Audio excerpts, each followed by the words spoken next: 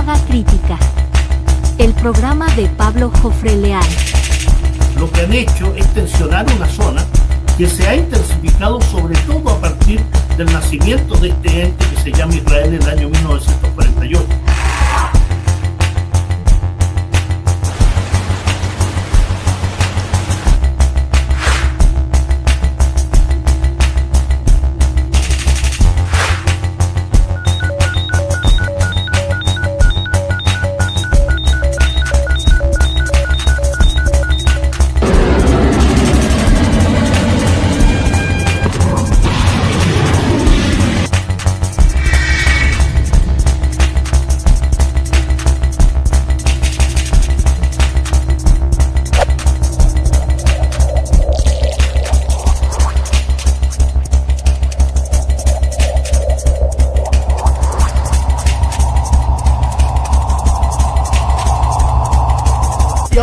Pero no va al fondo, no emite, por ejemplo, condena alguna del magnicidio contra el líder religioso de la nación persa, Seyyed Ali Khamenei.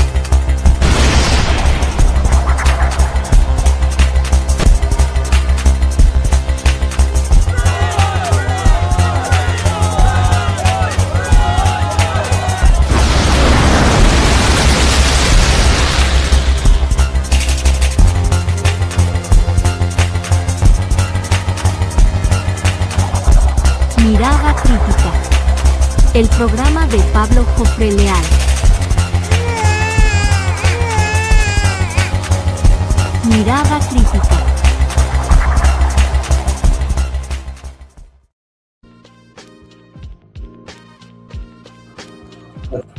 Muy buenas noches, amigos y amigas. Lo primero es pedir las disculpas por elementos técnicos propios de estas tecnologías, ¿no? Pero ya estamos en el aire y con un programa que me parece de sumo interés el poder llevarlo a ustedes, esta agresión contra Irán por parte del régimen estadounidense y el régimen sionista en esta guerra regional, pero que tiene indudablemente efectos globales. Para eso tenemos un gran invitado, pero primero quiero dejarnos con Nicolás, que es el dueño de casa de esta revista de Frente, donde está alojado Mirada Crítica. Nicolás, muy buenas noches. Buenas noches, Pablo. Acá te estaba escuchando atentamente las palabras, la presentación inicial y bueno, estamos en esta segunda entrega de Mirada Crítica, el programa de análisis geopolítico semanal de Pablo Jofre Leal. Mi nombre es Nicolás Romero, soy director de Revista de Frente y yo voy a estar acompañando a Pablo en esta cruzada, ¿verdad? En tiempos de desinformación, en tiempos de fake, poder tener una mirada fresca y profunda, crítica, ¿verdad?, sobre lo que está ocurriendo. Y como bien decías tú, Pablo, en esta segunda entrega tenemos por primera vez un invitado en Mirada Crítica. Queremos poder profundizar sobre el título que lleva la invitación del día de hoy, Asia Occidental, Guerra Regional, Efectos Globales. Algo ya estuvimos conversando la semana anterior, el Estrecho de Hormuz, es claramente ya una guerra regional, pero con efectos globales y que proyecta a la República Islámica de Irán como un actor relevante en todo lo que se viene. Así que te cedo la palabra, Pablo, para que presentes a nuestro invitado del día de hoy. Un gran amigo, un gran profesional, como suelen presentarlo en un canal amigo en el cual solemos opinar y analizar directamente de Pasto, Colombia, Carlos Santamaría, doctor en filosofía, un hombre de muchas letras, un analista internacional, que le doy la bienvenida. Gracias, Carlos Santamaría, por estar con nosotros en esta noche. Gracias a ustedes, Pablo, Nicolás, porque esa es la función del verdadero ser coherente, estar en este proceso haciendo nuestro papel. Si nosotros trabajamos de esta manera, le damos un ejemplo al mundo. También los periodistas, los analistas, los pensadores, estamos en esta lucha sin claudicar. Por eso estamos juntos, Nicolás y Pablo, en esta mirada crítica.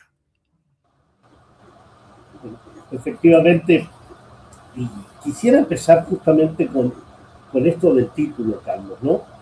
Porque en general, cuando hemos hablado de este tema en nuestros distintos ámbitos, la gente nos suele decir si esto ya es la Tercera Guerra Mundial o esto tiene alcance mundial o si hay aquí elementos que lo hacen indudablemente una guerra mundial. Y en general, desde mi parte, ahí te voy a ceder la palabra para tu opinión, considero que es una guerra regional por las características que tiene, es decir, es una agresión, un ataque comandado por Estados Unidos junto al régimen sionista israelí, en el cual se utilizan bases militares de la región del Asia Occidental, específicamente de las monarquías ribereñas del Golfo Pérsico y más allá, ¿no? Porque Jordania, por ejemplo, ¿no? O el mismo Chipre, o en el caso de estar utilizando armamento, naves de guerra y otros que salen de otras estaciones militares que Estados Unidos posee alrededor de la zona. Pero tiene efectos globales, es decir, cuando hablamos de la energía, del petróleo, del gas, cuando se dice está cerrado el estrecho de Hormuz y es posible que Ansarullah en Yemen cierre también lo que es el estrecho Bab el-Mandeb, y el aumento del precio del petróleo y del gas. Hoy en Chile, por ejemplo, Carlos, hablaban personajes ligados al latifundismo y a la sociedad agrícola, que está conformada más bien por terratenientes, decían, van a subir todos los fertilizantes. Esto ya es grave. Es decir, unido a la subida de combustible, se une la subida de los insumos para la agricultura, que justifica en definitiva todo lo que va a ser el alza de los precios que la van a pagar los pueblos, ¿no? Entonces, hay efectos globales indudablemente, pero al mismo tiempo vemos la conducta y escuchamos las palabras de este verdadero desquiciado que es Donald Trump, que suele mover los precios del petróleo de acuerdo a la declaración que hace. Cuando dice, estoy en conversaciones con la República Islámica de Irán, entonces el petróleo baja su valor y en ese sentido ganan sus grandes amigos. Y cuando suben, ganan aún más sus grandes amigos. Es decir, hay un movimiento del comercio internacional que se vislumbra a partir de las declaraciones políticas que puede hacer el presidente de Estados Unidos o cualquiera de otros que estén vinculados a Estados Unidos. Entonces hay efectos globales en lo económico, en lo financiero, en lo político, en lo diplomático e indudablemente en cómo se van fijando las distintas alianzas, quiénes apoyan, quiénes no apoyan, quiénes están indecisos, quiénes son medrosos u otros, como el presidente de Argentina, Javier Milei, que dice llanamente le gustaría montarse en alguna ballena, cruzar el Atlántico y combatir en la zona, ¿no? Con esa megalomanía que tiene. ¿Cuál es tu visión de esta idea de guerra regional, efectos globales y cómo acontece el desarrollo de esta agresión, Carlos? En primer lugar, hay que decirlo con absoluta nitidez. Hoy se están jugando el mundo multipolar y el mundo hegemónico. Esa es la realidad. Como tú lo manifestabas, el efecto es en todo el mundo, no es particular. Irán ha vencido 2 veces a Estados Unidos junto con Israel. Es decir, el mundo alternativo centrado en Irán está venciendo a ese mundo hegemón.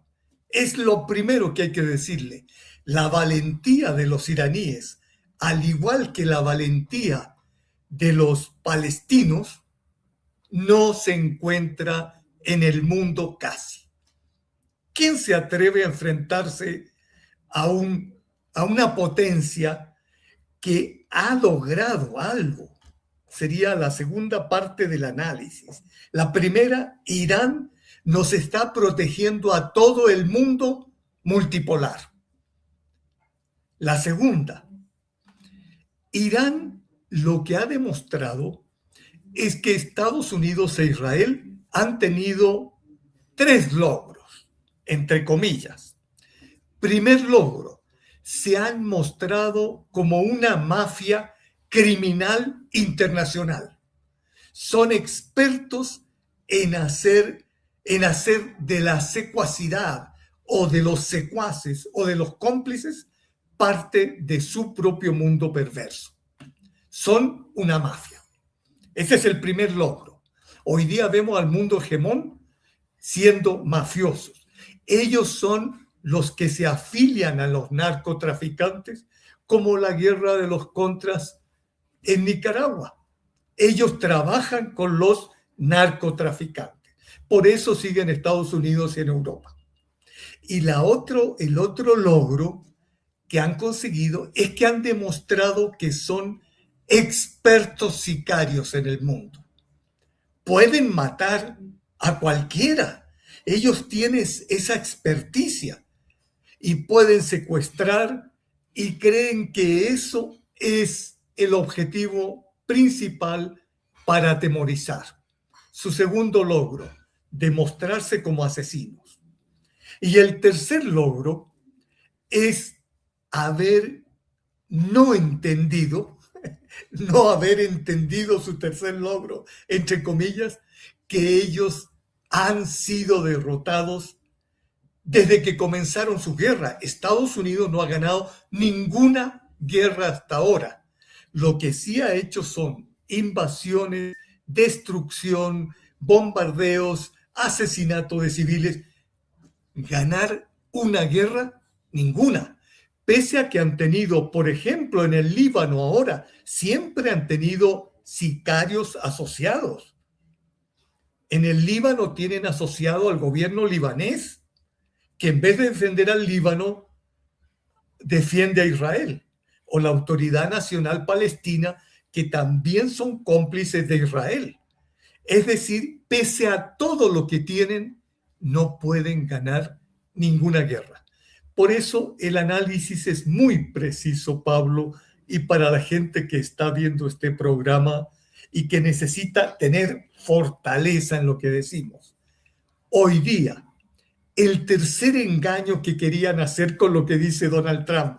Ahora sí estamos negociando, ya Irán lo dijo, no se puede creer en estos secuaces.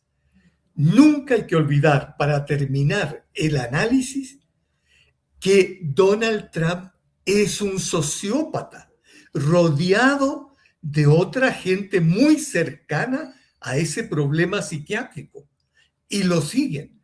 Por tanto, todo lo que nosotros vamos a decir es cómo actúa un sociópata y lo que podría pasar de acuerdo a esa sociopatía.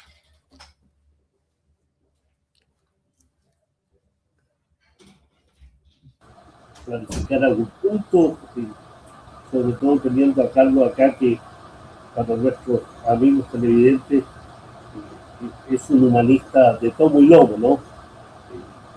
Carlos ha sido un destacado académico, un analista en temas de derechos humanos, y hoy indudablemente el hablar de derechos humanos es referirnos a lo que significa el genocidio contra el pueblo palestino ya 78 años, incrementado a partir del 7 de octubre del 2023, un genocidio que no ha parado, ¿no? Hay una guerra de agresión contra Irán, una agresión contra el Líbano, pero los crímenes contra el pueblo palestino continúan. Ayer, 30 de marzo, se conmemoró el Día de la Tierra Palestina, que conmemora asesinatos en el año 1976, precisamente de un grupo de palestinos que se oponían en el norte de la Palestina ocupada a la usurpación de la tierra.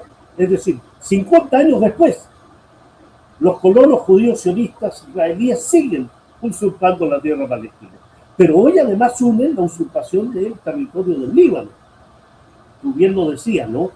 Para muchos de estos tipos de regímenes necesitan tener aliados dentro de estos países, ¿no? Y en el Líbano, claro que lo tienen. No solo el gobierno de Aoun, no solo los grupos derechistas del Líbano, sino todos aquellos que siguen pensando que el Líbano es una colonia francesa y siguen pensando con mentalidad occidental, cuando el único que defiende el territorio libanés es precisamente la resistencia libanesa, ¿no? Y es la zona que está siendo azotada por este verdadero genocidio también que vive el pueblo del Líbano, donde se ha ocupado ya el 10% del territorio, ¿no? Y eso es un elemento que hay que tenerlo presente ahí, en esta idea de los efectos que va generando esta guerra de agresión de Estados Unidos a Israel contra Irán, están estos otros elementos que hay que sumar. La usurpación del territorio del Líbano, la usurpación del territorio de Siria a partir del derrocamiento de Bashar al-Assad, que ha significado el apoderarse de una parte importante de Siria, más allá de los altos del Golán. Es decir, aquello que estaba ocupado en 1967 ha trascendido, va más allá. Los ataques contra la resistencia de Irak, los ataques contra Yemen. Es decir, existen dentro de este marco de guerra regional elementos que hay que tomar en cuenta, porque también significa, y bien lo dices tú, que aquí hay un punto de lucha, de pugna muy importante entre los poderes hegemónicos arrogantes, como decía el señor Ali Khamenei, y el poder multilateral que quiere avanzar, que quiere ir adelante. Y aquellos que están en la mitad, aquellos que siendo parte, te pongo un ejemplo, Carlos, Arabia Saudí es parte de los BRICS. Arabia Saudí tiene conversaciones con el mundo multilateral, pero tiene más de 10 bases militares en su territorio, británicas y estadounidenses, que han servido para el ataque contra Irán. O en Bahrein, donde está la quinta flota del Golfo Pérsico, o en Emiratos Árabes Unidos, o en Qatar, donde está la mayor base militar, Al Udeid, o en Kuwait, o en Jordania.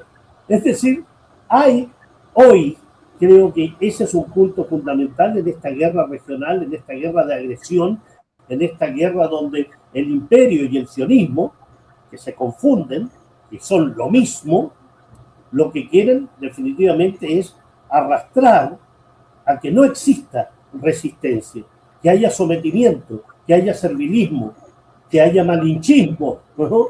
Que haya solo cipayos, y todo aquel que se resista entonces es un terrorista, es un gobierno no democrático, hay que derribarlo, porque la democracia, porque los derechos humanos, porque las mujeres, porque los niños, y son los regímenes, el de Estados Unidos y Israel, el que asesina niños, el que asesina mujeres, el que usurpa, el que roba, el que genera racismo, el que genera apartheid y el que genera en definitiva la desestabilización que vive hoy el mundo.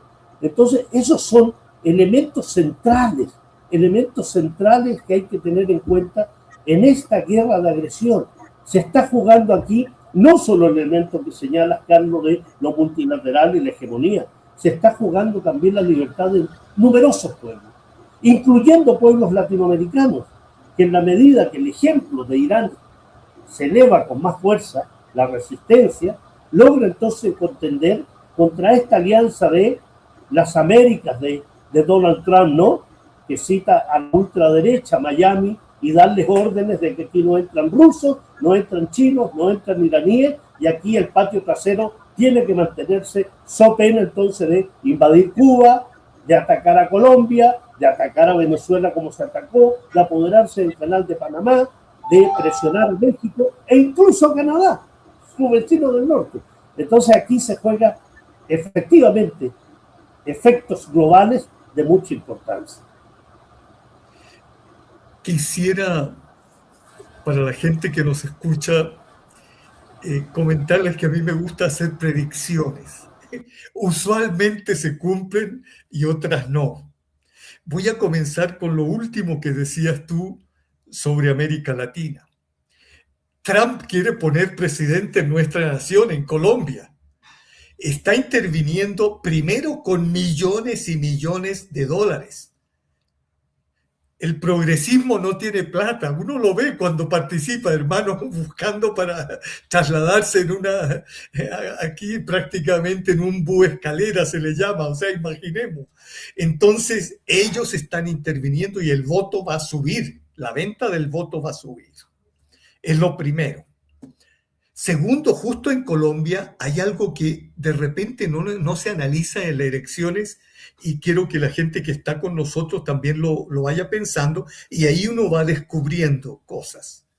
El software, o sea, el sistema que entrega los datos, lo manejan compañías estadounidenses que trabajan con la CIA. Entonces uno entiende por qué en Ecuador fácilmente gana Noboa y no gana Revolución Ciudadana, y en Bolivia, y en Honduras, y en todos lados. Aquí se está intentando manejar eso. Mi predicción es que en Colombia va a ser una lucha muy dura y solo si en primera vuelta no se gana, tendría que tener el candidato del progresismo un 44% de votación para pensar en ganar. Primera predicción con datos concretos. Segundo, ahora que estamos en nuestros países latinoamericanos celebrando Semana Santa, si hay personas que son afectas a Cristo que nos escuchan, quiero recordarles que el asesinato de Cristo fue propiciado por el sionismo original, que era gente que odiaba a Jesús.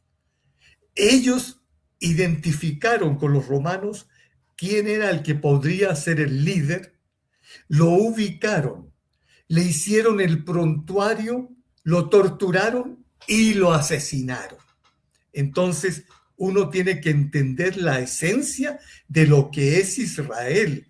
No es una, por decir algo, una escritura a 2000 años. Eso es totalmente falso.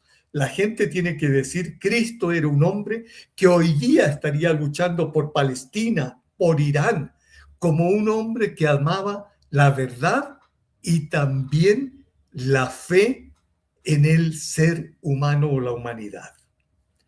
Tercero, yo puedo hacer una especulación, por decirlo así, para no decir precaución, pero si Trump le deja el estrecho de Hormuz a los europeos no van a hacer un gran sistema armado para atacar a Irán. Primero porque son cobardes. Esos son típicos cobardes, una gobernanza muy cobarde. ¿Qué es lo que harían ellos? Negocian. Déjenos pasar. Nosotros, lo que ha dicho Italia, Polonia, España, nosotros no admitimos bases estadounidenses aquí en nuestras naciones, pese a que por debajo apoyen. ¿Para qué lo están haciendo? Para decir, por favor, déjenos entrar. Si Trump se va, entonces empieza un diálogo con personas que no se puede confiar, con gobiernos que no se puede confiar. No olvidemos que Francia, Alemania y el Reino Unido traicionaron realmente a Irán. No fueron honestos. Quiero decir algo muy delicado que no se va a hacer público. Hay sectores en Irán que ya están diciendo, tenemos un decreto religioso, la fatwa, diciendo que nosotros nunca vamos a tener armas nucleares. Pero hoy día ya Finlandia y otros países están empezando a decir, como Polonia y otros, por favor, ayúdenos a tener armas nucleares. Ahí sí no. Ahí ese sector que está diciendo, analicemos la fatwa, ya tiene claro que a Corea del Norte no lo toca nadie. Tiene una bomba nuclear y no lo toca nadie. Israel lo toca y Estados Unidos porque son cobardes. No se atreven con países que tienen una protección nuclear. Yo hago una predicción. Es posible, dependiendo de cómo se den las condiciones, que se empiece a pensar en esta situación. Y eso los va a hacer más fuertes, no más débiles. ¿Uno cree que Estados Unidos va a venir con todos a hacer esa invasión? No, Estados Unidos sabe que puede hacer una intervención específica en algún lugar, como lo hizo con Nicolás Maduro, que detuvieron el internet, detuvieron la luz, llevaron gafas para la noche, etc. O sea, fue un ataque muy bien planeado, pero controlado.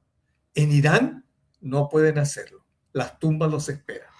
Tercero, la victoria. La victoria ya la tuvo Irán.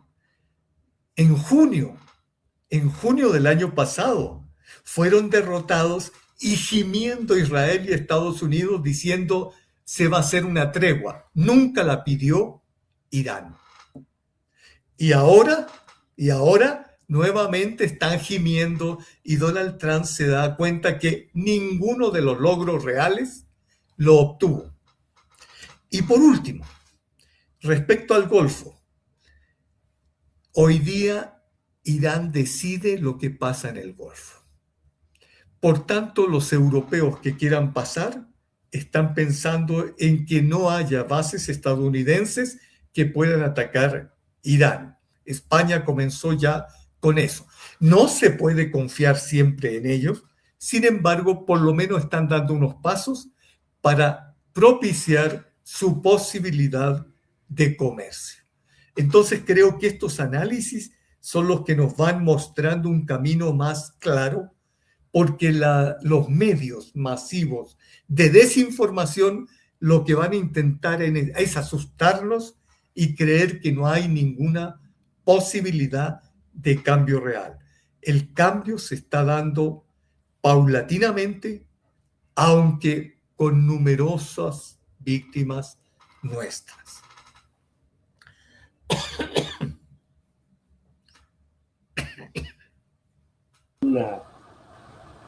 Una predicción, Carlos, que es muy importante, y quiero sumar a ese análisis a partir de una pregunta que hay acá de Andrea Blum, que habla de que Mohamed Safa, diplomático de las Naciones Unidas, ha denunciado que se está gestando un plan para atacar con armas nucleares a Irán.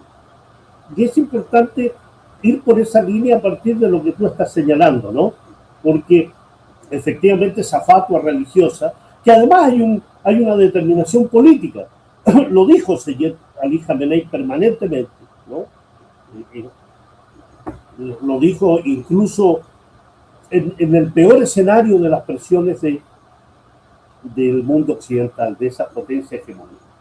Irán tiene la determinación de no construir armas nucleares. Pero también, y como una muestra de las diferencias que hay también dentro de la República Islámica de Irán, están los sectores que dicen, ¿por qué tenemos que estar aceptando estas presiones permanentes del año 1979, sanciones, embargo, bloqueo, no participar del sistema de transferencia internacional, que no tengamos acceso a tecnología para nuestra industria energética, que no tengamos acceso a poder desarrollar el programa nuclear en función, como bien lo sabemos, los programas nucleares tienen variantes que tienen que ver con la medicina, que tienen que ver con los alimentos, ¿no? La conservación de los alimentos, que tienen que ver con desarrollos que van fuera de lo militar. Y en ese plano, la denuncia que hace el señor Safa es muy importante y muy interesante también, porque él era representante ante la ONU de una organización de derechos humanos que tenía un estatus consultivo especial, ¿no? Y resultó que renunció a esta organización porque la ONU se está preparando para el posible uso de armas nucleares en Irán. Una carrera diplomática de varios años. Y yo había notado las palabras textuales, Carlos, de su renuncia, ¿no? Dice, renuncio a mi carrera diplomática para filtrar esto. Suspendí mis funciones para no ser parte ni testigo de este crimen contra la humanidad en un intento de prevenir un invierno nuclear antes de que sea demasiado tarde. Es decir, las palabras de Safa hay que unirlas a las palabras de otra funcionaria de las Naciones Unidas, que es una funcionaria de la Organización Mundial de la Salud, directora regional, Hanan Balki, que tiene una representación ante el Mediterráneo Oriental, es decir, la zona donde está Asia Occidental. Y lo que declaró es que el peor escenario posible es un incidente nuclear, dice ella, no un ataque, un incidente. Y es lo que más nos preocupa, por las repercusiones para la salud ante los ataques a las instalaciones petroleras iraníes, las instalaciones químicas, y que por mucho que nos preparemos, dice esta funcionaria, no hay nada que pueda evitar el daño que se puede producir en la región y a nivel mundial si esto llega a suceder. Está hablando de lo nuclear, ¿no? Está hablando de un incidente, dice ella. No hay un incidente. Si hay un ataque a Natanz, a Fordo, a Bushehr, a Isfahan, son ataques, no son incidentes, no son daños colaterales. Es decir, se genera un ataque para producir el mayor daño posible a la población de Irán. Y en ese plano, indudablemente, el mundo está en peligro. Porque bien sabemos que en toda esta discusión hipócrita de las armas nucleares de Irán, de que el programa nuclear de Irán hace 30 años, yo solía decir, Carlos, que hace 30 años había un señor, mención Mileikovsky de nombre, alias Benjamín Netanyahu, que hace 30 años tenía mucho pelo en la cabeza, muchísimo pelo. 30 años después, este señor ya calvo sigue repitiendo lo mismo de hace 30 años.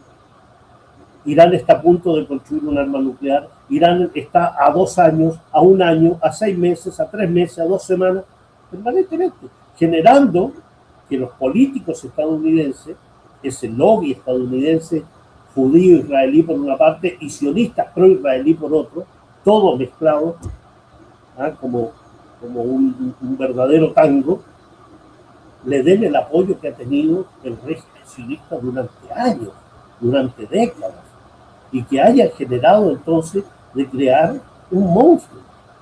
El régimen sionista es un monstruo, no solo para los pueblos de Asia Occidental, sino para el planeta, para nuestros países, para Colombia, para Chile, para Argentina. Allí donde hay un sionista hay corrupción, allí donde hay un sionista posiblemente hay ataques sexuales y hay pedofilia, allí donde hay un sionista se genera el clan Epstein, se generan indudablemente clubes de pederastas, de pedófilos, pero que además tienen vinculación con el establishment, tienen vinculación con el poder.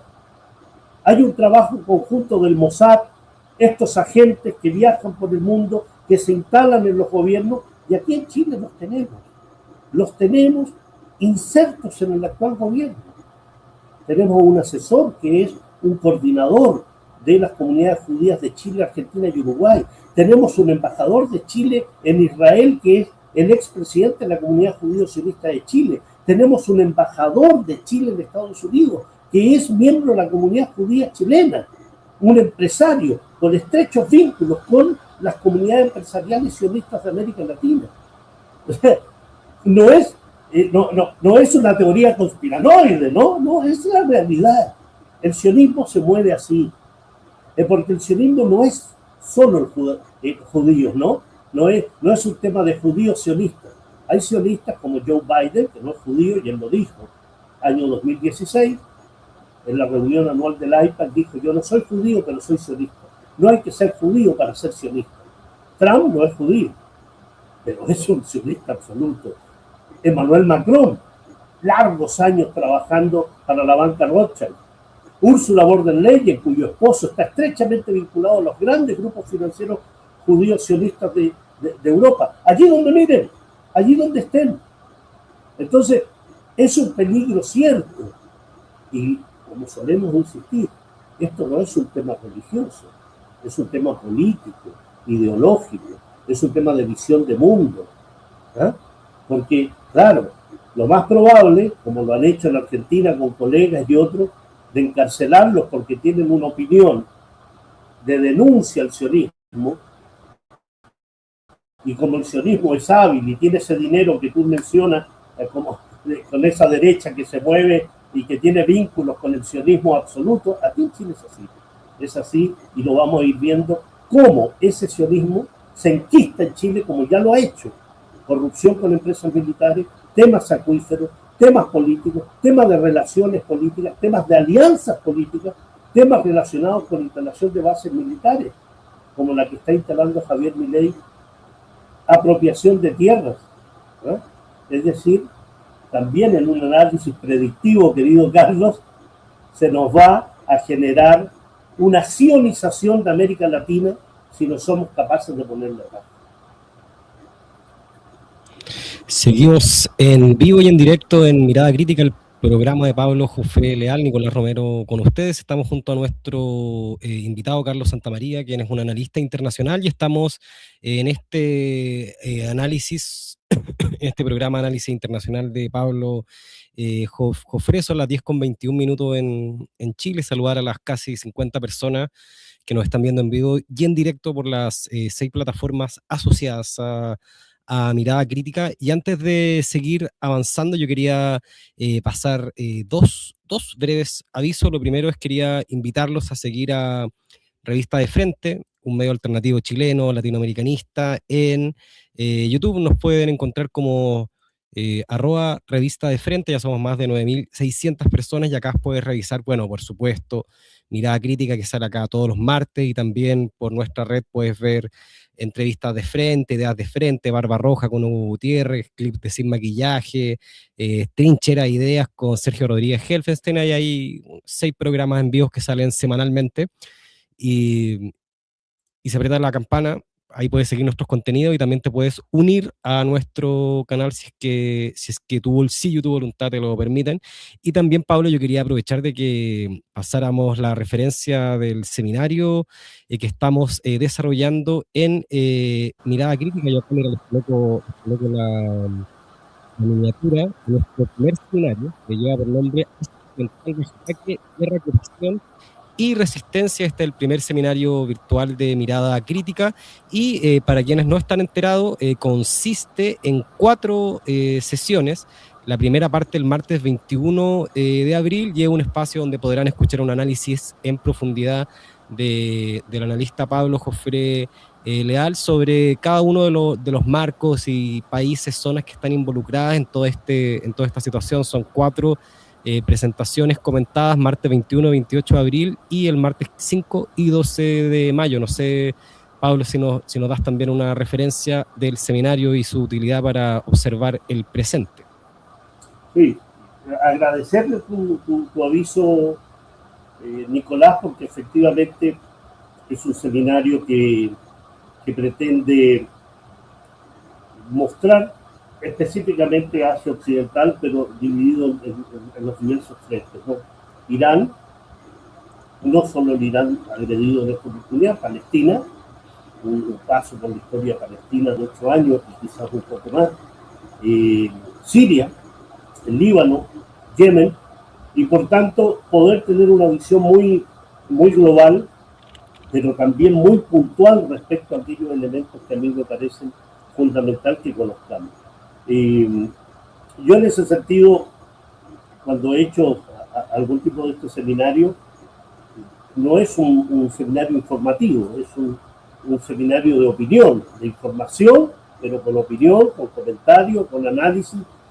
Aquí esta objetividad periodística que suele llenar nuestras mentes, la objetividad está ahí, los hechos son objetivos, pero el análisis está plagado indudablemente de subjetividad y esa va a estar presente, y ustedes como parte de ese curso podrán hacer sus aportes, sus opiniones, sus críticas y comentarios al respecto. Así que los invito cordialmente, vamos a enviar la información, martes 21 de abril, 28 de abril, 5 de mayo y 12 de mayo. Cordialmente invitados a conocer un poco más de esta Asia Occidental, hoy en el centro, hace muchas décadas, en el centro de los ataques del sionismo, del imperialismo. Así que ya saben, este es uno de los objetivos de Mirada Crítica, tener espacios para poder profundizar, ¿verdad?, de manera virtual y también presencial prontamente sobre esta y otras materias. Así que el aviso ya está dado, así que quienes estén interesados en participar pueden escribirnos directamente en las redes de Mirada Crítica o en los WhatsApp de Revista de Frente, contactar a Pablo o a mí, y ahí nosotros vamos a contarles los detalles y pormenores de este seminario. Así que ya, Pablo, sigamos avanzando el día de hoy. Yo lo estaba escuchando muy, muy atentamente a Carlos, por supuesto, y Pablo, y yo quería aprovechar de preguntarle a ustedes que son peritos en este tema. Ya se está hablando, y principalmente desde la matriz occidental y de los medios occidentales, la eventualidad de un despliegue de tropas terrestres de Estados Unidos, ¿verdad? Ya se ha hablado de una serie tampoco mayor, ¿verdad?, pero un par de miles de marines, de soldados que estarían agrupándose, y también hemos visto las contundentes respuestas de la diplomacia iraní y los líderes militares que han dicho, bueno, vengan, de hecho para nosotros mejor que vengan ustedes, los vamos a enfrentar. Se habla, yo veía hoy día en Hispan TV de que hablaban de que empezaron a reclutar gente en Irán frente a esta amenaza y 5 millones de personas se habían activado. O sea, hay todo un tema, se habla de 1 millón de combatientes en Irak. Entonces quería a ambos preguntarles sobre la eventualidad de esto. ¿Va a haber un despliegue de tropas de esas características? ¿Podría ocurrir en lo inmediato? ¿Qué implicancias tendría para el desarrollo de la guerra? Carlos. Primero, dejar de discutir temas que ya tenemos claro. Las Naciones Unidas es una cafetería de alto nivel. Allí se conversa, se discute y no se decide absolutamente nada. Por tanto, cuando la gente habla de la comunidad internacional, yo me río, porque veo incluso hasta Lavrov diciendo esa frase. Comunidad significa dos palabras, común y unidad. Y cuando uno empieza a preguntarse eso, dice, ¡qué locura! ¿Qué es común y qué es unidad en los países? Nada. Entonces pienso que respecto a eso ya lo tenemos claro. Te doy la palabra, Pablito, porque me dio un poquito de tos. Voy a tomar un poquito de agua y te dejo a ti ahora y después entro yo a responder. ¿Sabes cuál pregunta? La pregunta de Safa, que me parece muy, muy importante para que tú respondas lo del ataque posible terrestre. Dale, toma agua tranquilo. Bueno, sigo tu idea. Efectivamente, lo que se habla de comunidad internacional, coincido plenamente con Carlos. ¿Qué es comunidad internacional? Sino aquellas organizaciones que no cumplen ninguna función para las cuales fueron creadas. No son reconocidas, por ejemplo, por Estados Unidos ni por el régimen israelí. ¿Qué respeto va a haber a alguna resolución de la ONU cuando Donald Trump dice no creo en el derecho internacional? Por tanto, a mí no me interesa, me salgo de 66 organizaciones del mundo, más del 60% vinculadas a la ONU, ¿no? No reconozco el Consejo de Derechos Humanos, no reconozco la Organización Mundial de la Salud, pero además, o sea, me parece que la crítica a esas organizaciones es justa, certera y todo, pero otra cosa es aprovechar la crítica para sostener por lo menos que no debe existir ningún parámetro legal respecto a lo que se haga en el mundo. Es muy distinto, ¿no? Porque aquí también tenemos a republicanos y tenemos a los sectores más derechistas, que no hay que salirse de la ONU. La ONU no sirve para nada. No sirve para lo que fue creado, pero hay que crear una gobernanza o reestructurar la gobernanza actual. Eso es muy distinto. Pero ahí tenemos a ese personaje con su charretera que lo que pretende convertirse es en el king.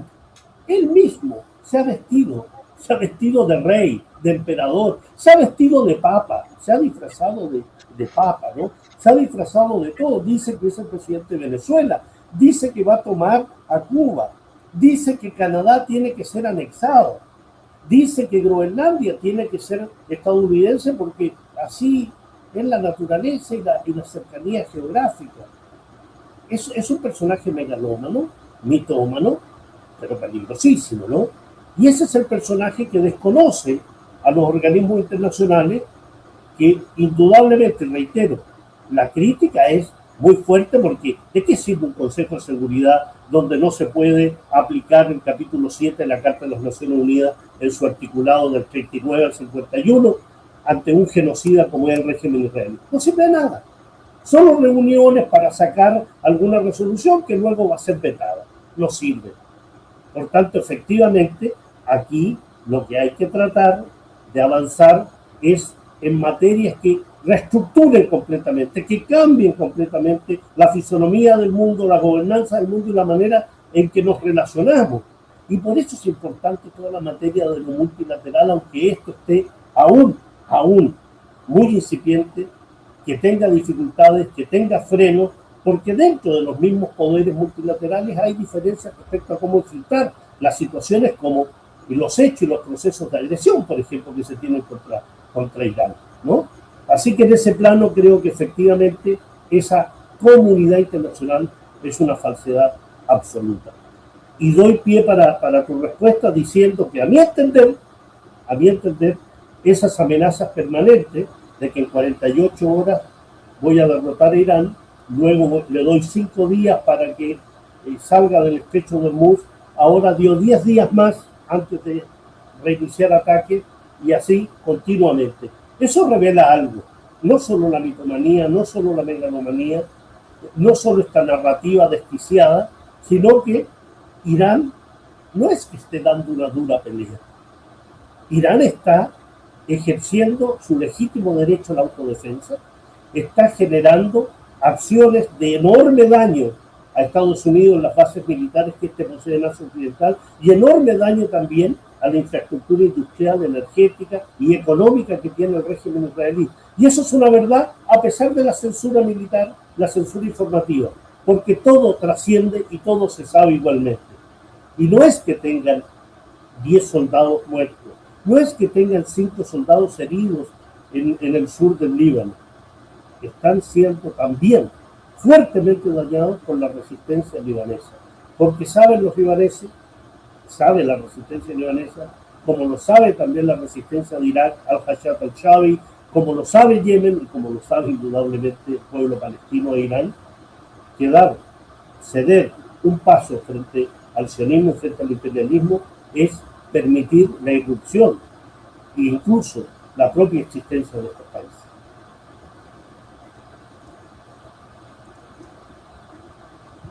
¿Me escuchan? ¿Sí? Sí. Ahí sí, Carlos. Perfecto, ya. Quisiera responder las dos preguntas que se han hecho.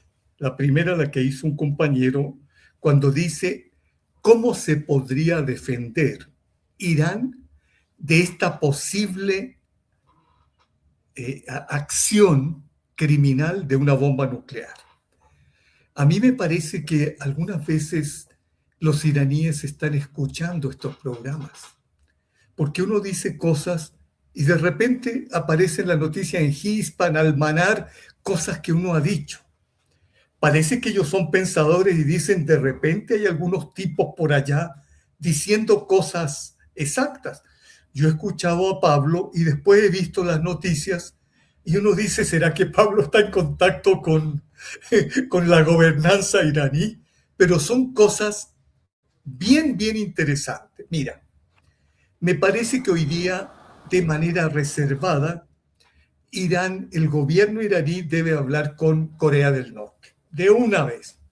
Señores, decirle, ustedes estarían dispuestos a acompañarnos si llegan a hacer algún atentado nuclear efectivo.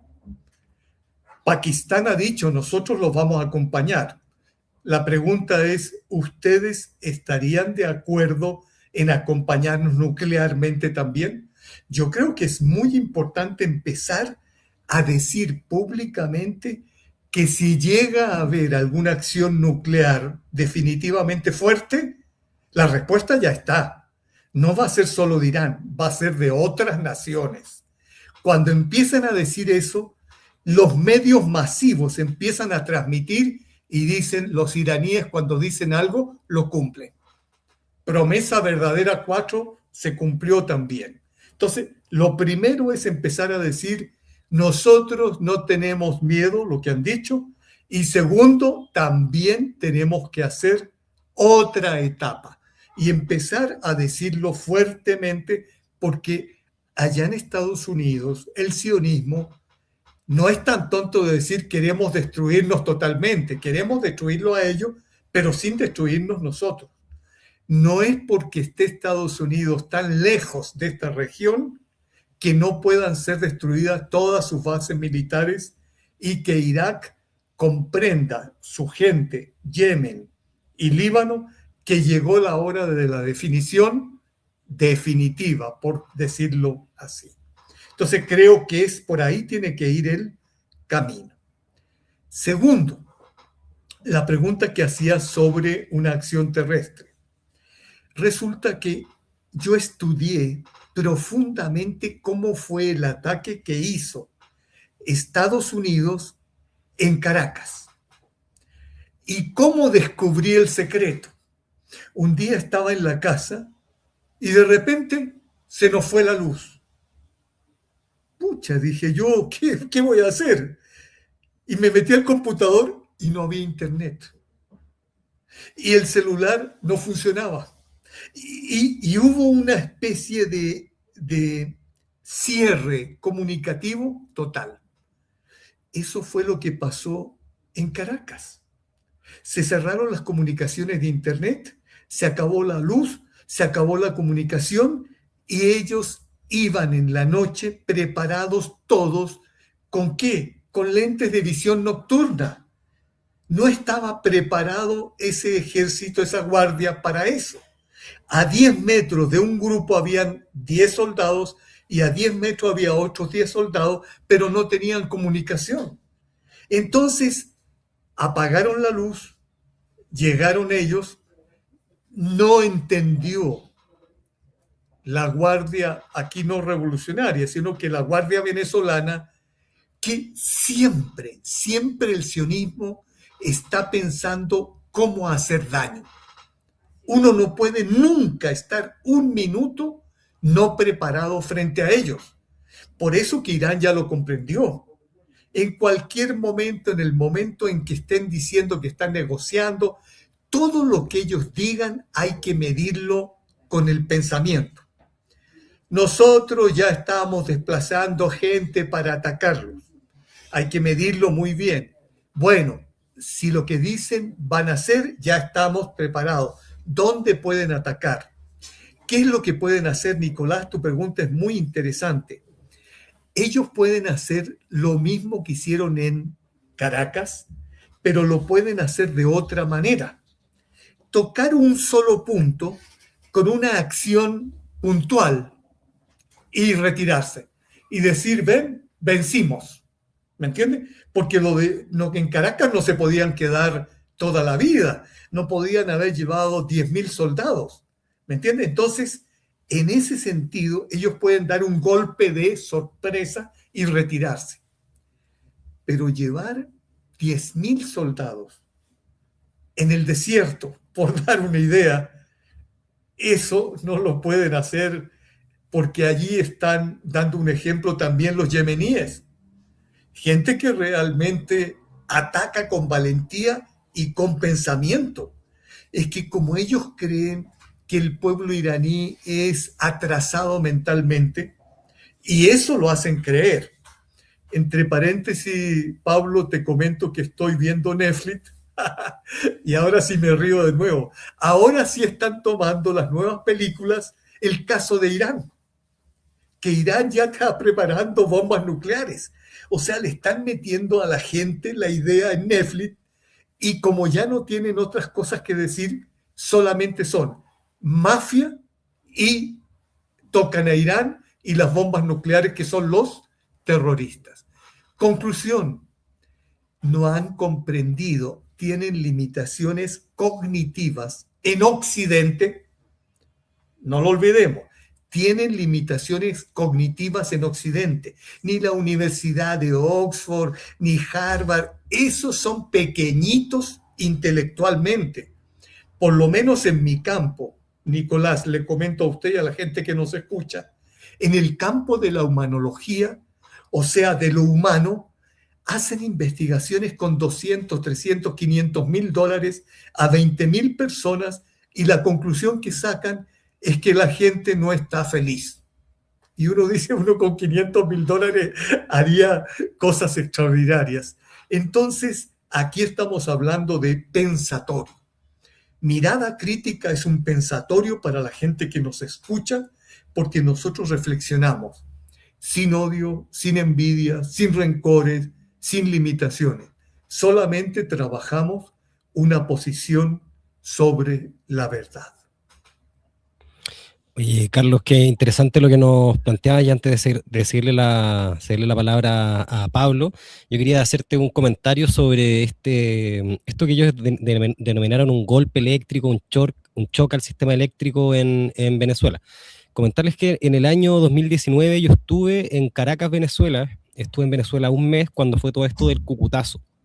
Y en ese momento, recuerdo que fue la primera semana de marzo, estuvo un corte de luz extendido en Caracas, y en ese momento las autoridades venezolanas comentaban de que le habían dado un golpe a través de un rayo, un shock eléctrico que había generado, lo que habían hecho, terminaron obstaculizando el funcionamiento de un generador que producía energía. Y eso quedó ahí instalado, ¿verdad? Eso como primer antecedente. Segundo antecedente, cuando son las elecciones presidenciales en que vuelve a salir electo el presidente Nicolás Maduro, parte del montaje y la justificación sobre la cual después el presidente Boric y otros tantos se pararon a decir de que esto era un gobierno autoritario, que no era una dictadura, fue de que no se entregaron de manera inmediata los resultados, y la respuesta que dieron los gobernantes de Venezuela fue de que también habían sufrido un ataque eléctrico que no les permitió hacer el envío de las actas, lo cual se tuvo que hacer de manera manual, lo cual obviamente la prensa hegemónica lo negó completamente. Pero lo que confirma este ataque y este secuestro del presidente Maduro es que esa capacidad Estados Unidos la tiene y la ha ocupado. Entonces creo que ahí hay un encuadre que es importante poder realizar, y es una cuestión que también nos lleva a reflexionar nuevamente sobre cómo fue que se instaló esta mentira de que se habían robado las elecciones, y es una pieza fundamental de la narrativa sobre la cual se instala la idea de que Maduro es un dictador. Carlos. Mira, para complementarte, en Colombia, Gustavo Petro iba igual que Hernández. Igual. Por decir algo, 11 millones. Y en ese momento se descubrió que habían 700.000 votos perdidos de Petro. Ganamos por esos 700.000 votos. Ahora que hubo elecciones de legisladores, nosotros ganamos 2 senadores o 3 senadores más porque habían votos perdidos. El sistema en Venezuela fue hecho así.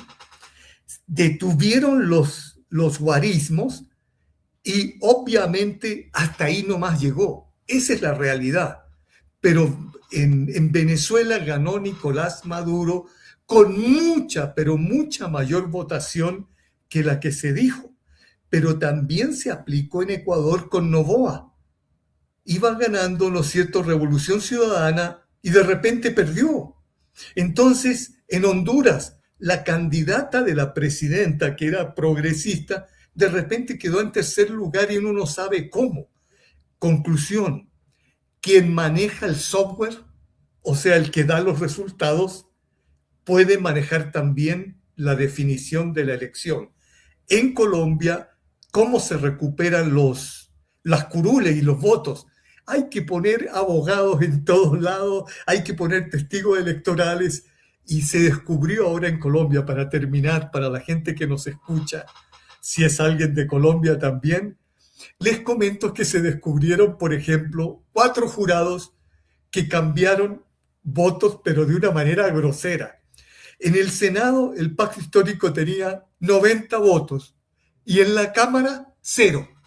O sea, esos 90 que votaron para el Senado no votaron para la Cámara. Que no hubieran votado 10 está bien, pero que todos no votaron, se pusieron de acuerdo para eso, indica cómo la visión tramposa de la vida la tienen las élites.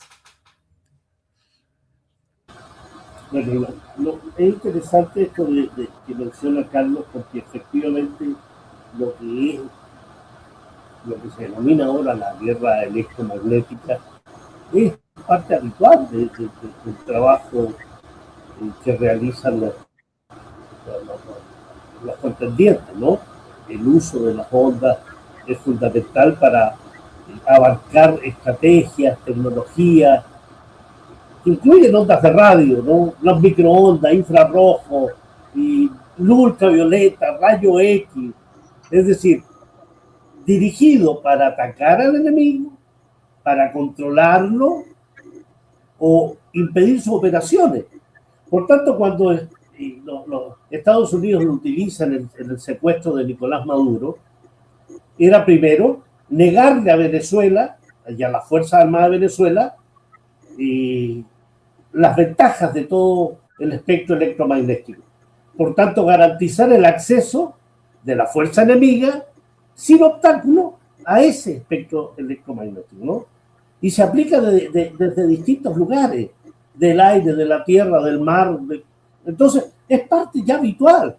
Imagínate lo que realizó el régimen sionista respecto al uso de cargar pequeñas cargas de explosivos en los Vipers para tratar de asesinar la mayor cantidad de militantes de la resistencia en el Líbano, que al sionismo le da exactamente lo mismo si eran miembros de la resistencia o eran niños, o eran mujeres, o era un vendedor claro, pero es la utilización de estos elementos, ¿no?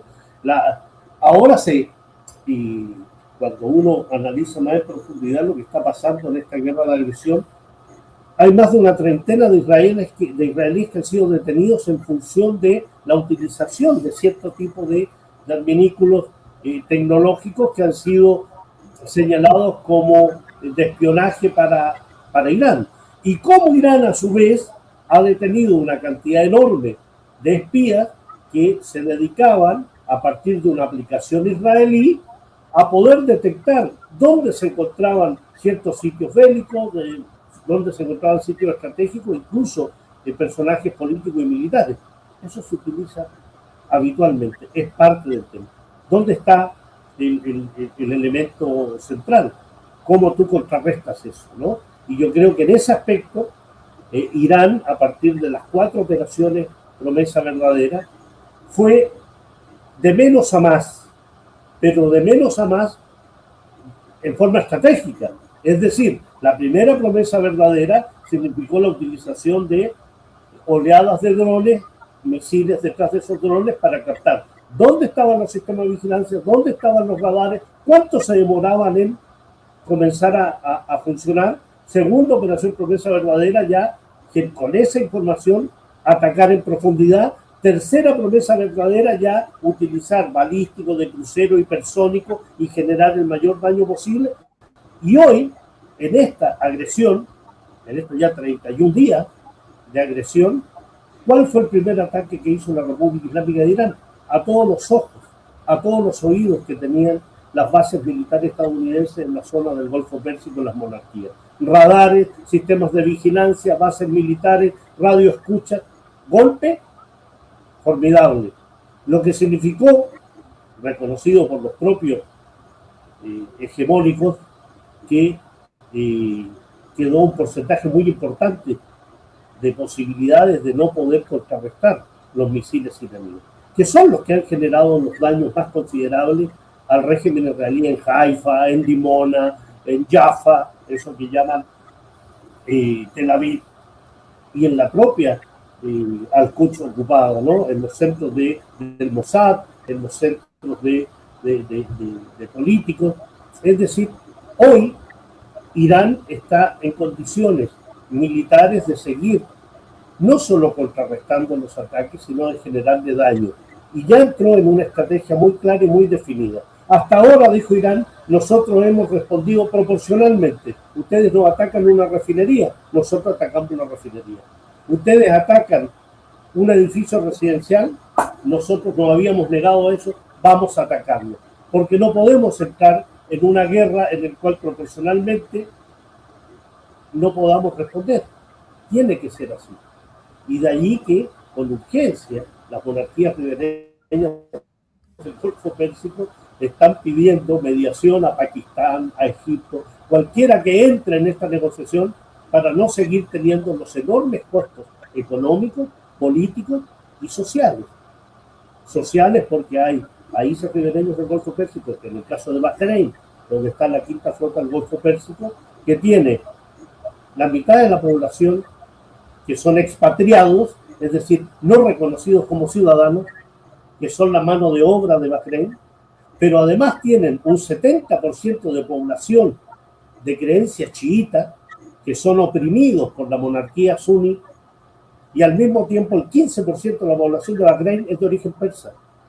Por tanto, es el eslabón más débil que tiene esa monarquía, allí donde está precisamente la quinta flota del Golfo Pérsico. De ahí que uno entienda por qué las invasiones de Arabia Saudí contra Bahrein, por qué el sometimiento de la monarquía de los al-Jalifa respecto a la población. Y eso es un elemento que también está presente en el análisis, que también está presente en los temores que tienen esas monarquías feudales. Buenísimo, buenísimo, Pablo. Oye, muchas gracias, Carlos, por darte el tiempo de poder acompañarnos en esta mirada crítica del día de hoy. Ya llevamos más de una hora de programa. Saludar a las más de 40 personas conectadas que nos vieron en vivo y en directo. Y bueno, también saludar, por supuesto, a quienes nos van a ver de manera diferida. Invitarlos a poder seguir tanto en las redes de Pablo Jofré como en las redes de Revista de Frente los clips que van a salir de este programa. Y bueno, nos estamos viendo como siempre todos los martes desde las 9:30 de la hora chilena. Muchas gracias, Carlos, y nos estamos viendo, Pablo. Carlos, un gran abrazo, muchas gracias por tu presencia. Nico, como siempre, muchas gracias. Un gran abrazo y nos vemos el próximo martes. Que estén bien. A ustedes.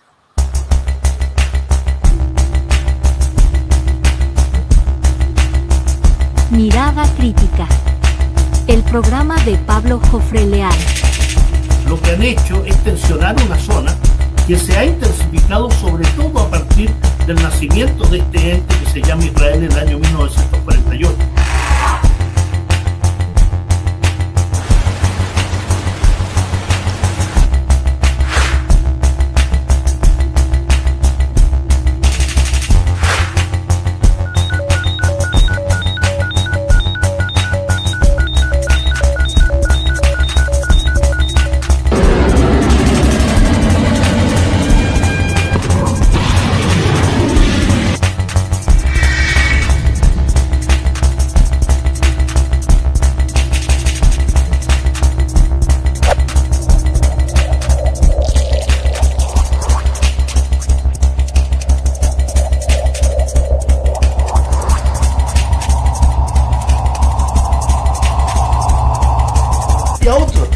Al fondo, no emite, por ejemplo, condena alguna del magnicidio contra el líder religioso de la nación persa, Seyed Ali Khamenei.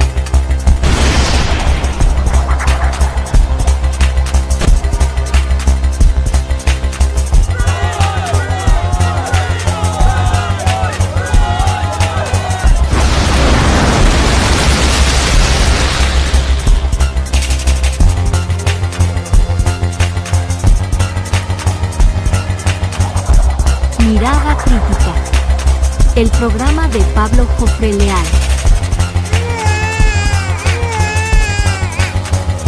Mirada Crítica.